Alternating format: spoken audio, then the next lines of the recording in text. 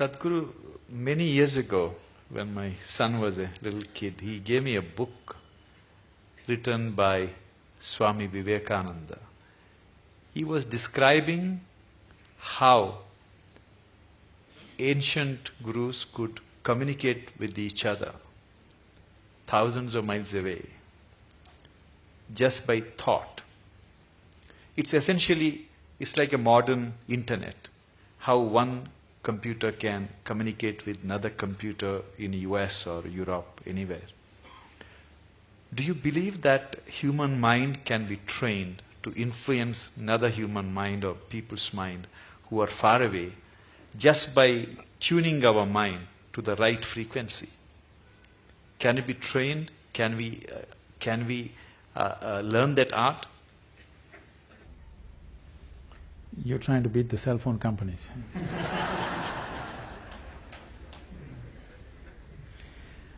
It's not just about the mind.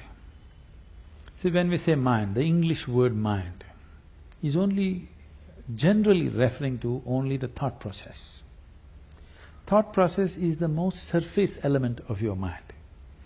I think because of European thought, we have given too much significance to the thought. In the yogic science, we do not attach any importance to what you're thinking about or feeling right now, because what can you think? Only the data that you have collected, you're recycling it. It's of no great consequence. Whatever is in the surface of your mind keeps rolling, that is not of any consequence. What you're thinking and feeling right now is very surface of mind. There are deeper dimensions of the mind. In Sanskrit language, there are many words to describe the different states of mind.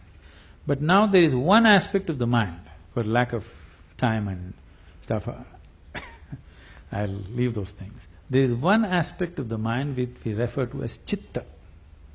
Chitta is the innermost core of the mind, which is your connection with what we are referring to as consciousness. If your chitta becomes conscious, if your chitta acquires a certain level of conscious control, if you acquire, now you have access to your consciousness. What we are referring to as consciousness is that dimension which is neither physical, nor is it electrical, nor is it electromagnetic. It is a quantum leap from physical to non-physical dimension. A non-physical dimension being the lap of the existence. It is the non-physical in whose lap the physical is happening. Physical is a small happening.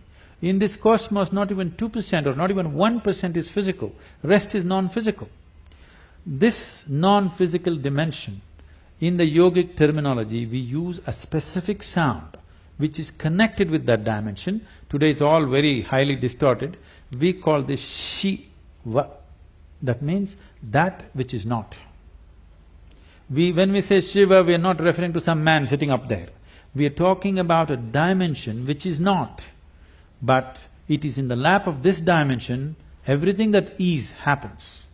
So if your chitta becomes even mildly conscious, your ability to not only communicate an idea or a thought, even to deliver something is possible. Physically deliver something is possible.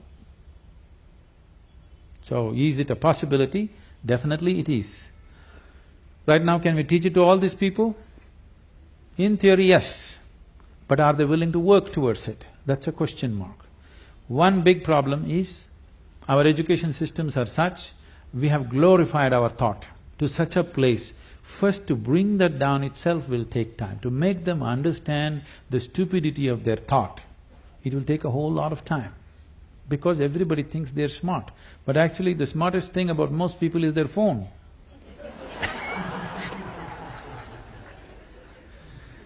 Because your thought process is just an outcome of the limited data that you have gathered. It doesn't matter if I have read the libraries of the world, still it is too limited compared to what it is, what the creation is. With all the scientific development, we still do not know how a leaf really works. We do not know how a single atom in its entirety we do not know with all the scientific exploration. So that should be humbling enough for everybody to know that we know how to use things, but we do not know what it is. it will take lifetime of attention to even grasp the fundamentals of what it is. So if people are willing to first of all understand, like the whims of their heart you just dismissed as dumb, okay? If they also understand the so-called smartness of their thought process and emotion is quite dumb, now it becomes easy. It becomes easy to train people that communication it's not like, now I want to generate this thought and give it to you, not like that. Things will happen to you before you think. What is best for you will simply happen to you even before you articulate in your mind. You don't have to ever think what you want to become, how you want to be. Life will just arrange itself. An intelligence beyond what you can contain in this bone box starts working for you, and it'll work. You've heard of Ramanujam and others, just opened a window with their Devi, and he becomes that kind of a mathematician, which is, even today after 1 century, they're still trying to figure out what he said. And the mathematical calculations that he gave is the backbone for describing the black holes in the universe. When he was there was no word called black hole. Nobody knew there is such a thing. When we say black hole, what we are talking about is the curve of time and gravity, which is something modern science is battling with. He made mathematical background for that. As the curve increases, what is in existence, physical existence, becomes non-existence. So this is what it is when we say yoga. You reduce the curve in such a way that what is largely physical becomes non-physical. Once it's non-physical, time and space is not an issue. Once time and space is not an issue, communication is simply there.